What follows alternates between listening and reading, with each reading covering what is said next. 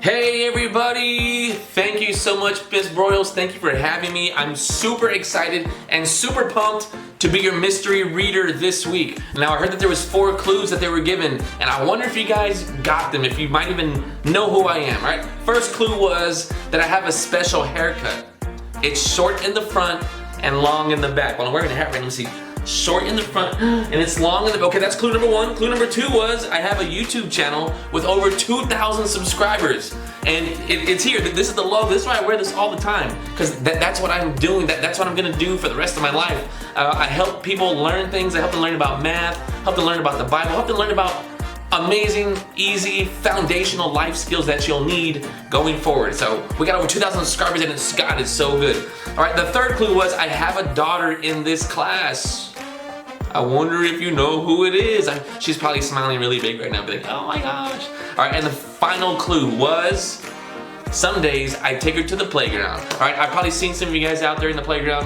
Thank y'all so much for being out there and having fun. All right, so Ms. Broyles said we get to read a book, a mystery reader, and the book that I chose to read was The Little Red Hen. It's got some really good real life applications on here, and it's an easy read. And speaking of reading, reading is super important. If you are not a good reader right now, you should practice. Practice reading every day. Read the signs when you go at the store. Read the drive-thru menu. Just read anything whenever you're able to. Because if you know how to read, nothing will be too difficult for you. Why? Because you can just read it and understand what the instructions are and teach yourself a new skill anytime you want to. But if you can't read, then you'll be forever locked out and everything's gonna be a mystery. So know how to read, but you only get good by practicing. Now, speaking of practicing things, I'm a high school math teacher as well, and math is something that is super important to know how to do. It's easy when you practice. Practicing something makes you better. That's how I got Unreal in Fortnite. Wait, too much. All right, but for real, I am Unreal. All right, here you go. Let's start. The Little Red Hen. One summer day, the Little Red Hen found a grain of wheat. A grain of wheat, said the Little Red Hen to herself. I will plant it. She asked the duck, will you help me plant this grain of wheat? Quack, quack. Not I, said the duck. Quack, quack. She asked the goose, will you help me plant this grain of wheat? The goose said, not I, honk, honk. She then asked the cat, will you help me plant this grain of wheat? Meow. Not I, said the cat. She asked the pig, will you help me plant this grain of wheat? Not I, said the pig.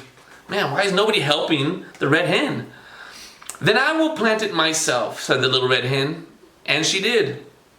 Soon the wheat grew tall. The Little Red Hen knew it was time to reap. Who will help me reap this wheat? She asked. So she asked all of her friends again. Not I, said the duck, quack, quack. Not I, said the goose, honk, honk. Not I, said the cat, meow, meow. Not I, said the pig. Then I will reap it myself, said the Little Red Hen.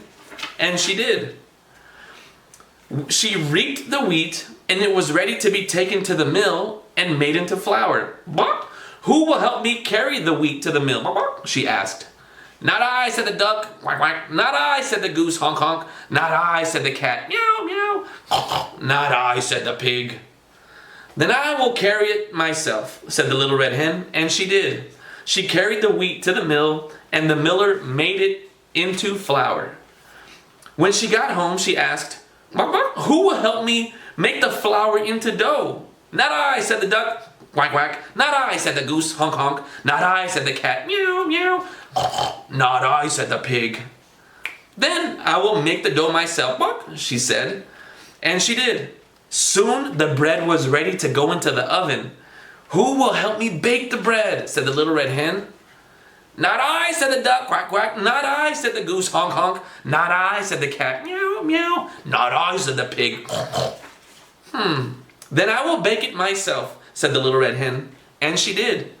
After the loaf had been taken from the oven, it was set on the windowsill to cool. And now, said the Little Red Hen, who will help me eat the bread? Oh, I will, said the duck, quack, quack.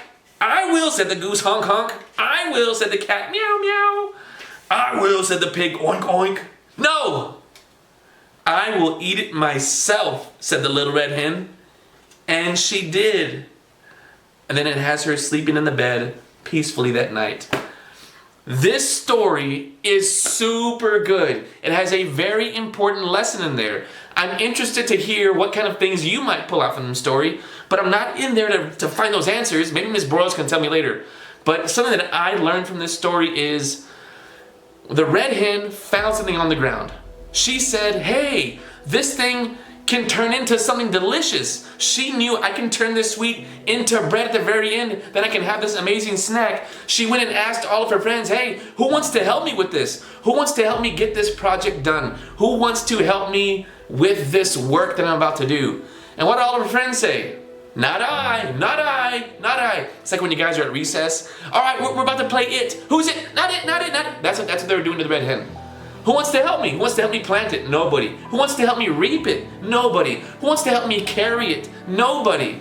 Who wants to help me turn it into flour and knead it? Nobody. Who wants to help me bake it? Nobody. And every time that they said no, did the little red hen quit and say, well, then I don't want to do it either. Oh, it's not fair. It's not, if no one's helping me, then I don't want to do it. Miss, no one's helping me. It was nobody's responsibility to do it. The red hen said, I found this. I'm gonna make this because I know what it can be.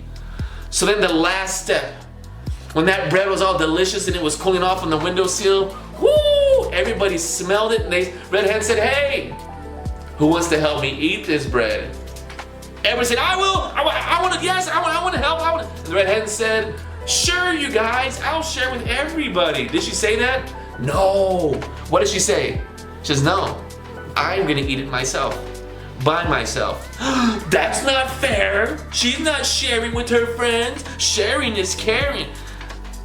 The red hen was, in this moment, all her little friends had not helped her. They were being takers. They only wanted something when it was good for them. They didn't want to put any work in. They wanted to have the reward right now. No, I want to have fun now. I want to have fun now. I want to have fun. They didn't realize that you can delay your gratification. That's a big word to say. You can have delayed gratification, meaning put the stuff off now. Put the fun off until later. Let's work hard now so we can all have fun later. The red hen knew that. The red hen already had that lesson in her.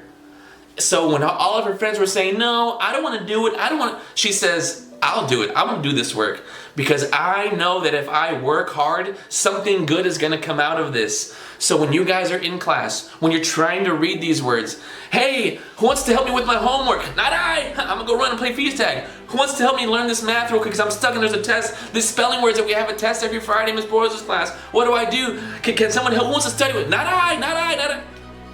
Well, then you know what? I'm going to go have fun too. If the red hen did that, she wouldn't have any delicious bread to eat at the end. She says, no, I have a goal. That goal is far away. Who knows how many days this took? Who knows if it just took us some hours? But she said, I have a goal. It's right here. Nothing that anybody else does is going to distract me from that goal. Sometimes God puts something inside of you. He says, hey, you're going to be an artist. You're going to be a singer. You're going to be a dancer. You're going to be a teacher. You're going to be a policeman. You're going to be this. And you need to practice doing these things. You need to learn all about this stuff. And just because you invite your friends, hey, let's go do this together. Let's go learn about this together. If they say no, that doesn't mean that God took that out of you. It just means it's not for them. You do it. You work hard at your gift because you're special. You're the only one that can fill that spot. The life is like a big gigantic puzzle piece with a billion different shaped pieces. And if they all don't play their part, the puzzle will not come together. So whatever it is that you do, and it's good, and it helps others, do it. It's good to have fun. We all want to play, but there's a time to play. We work hard first so that we can play hard later. And at the end, whenever somebody asks you, hey, okay, let me go back real quick.